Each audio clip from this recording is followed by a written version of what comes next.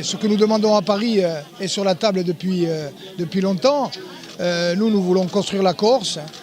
nous voulons une véritable solution politique, nous voulons ouvrir un véritable dialogue avec le gouvernement et avec l'État,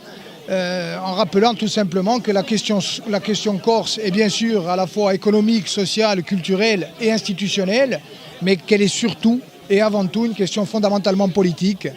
celle qui a trait à l'existence d'un peuple qui veut être reconnu en son existence et en ses droits. Est-ce que vous pensez que l'esprit de front antinationaliste qui vous a été opposé par notamment la liste Orsou, Cimondolo et Nepozzi vous a aidé dans cette campagne? Je pense qu'il nous a aidés, c'est à la fois la ligne stratégique que nous avons prise ensemble avec Peragorsega, c'est-à-dire en réaffirmant qu'il ne peut pas y avoir d'autre chemin que celui de la démocratie pour la Corse,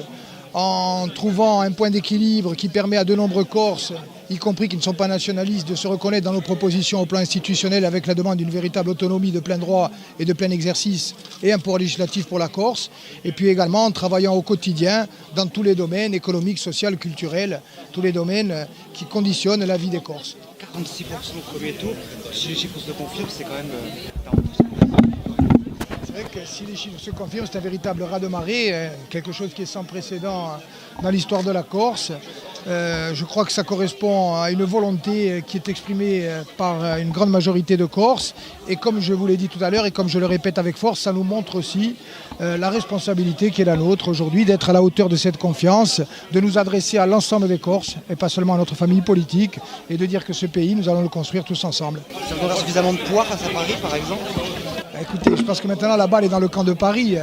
La démocratie s'est exprimée, on attend les résultats définitifs, mais quel que soit le score final, il est évident que c'est une véritable lame de fond, un véritable raz-de-marée démocratique qui vient confirmer et amplifier ce qui s'est passé en décembre 2015 avec la victoire des nationalistes. Donc je crois qu'aujourd'hui, la Corse envoie un signal très fort à Paris et dit d'une voix très largement majoritaire, nous voulons la paix, nous voulons la démocratie, nous voulons construire une île émancipée, à Paris de faire sa part de chemin pour qu'ensemble nous élaborions une solution politique. Avec beaucoup d'abstention quand même. Avec, c'est vrai, une part d'abstention, mais je crois que l'abstention, elle est pour tout le monde. Elle s'explique aussi par des facteurs exogènes, notamment la répétition des scrutins, 4 scrutins importants en 2 ans, plus des conditions météorologiques exceptionnelles avec des chutes de neige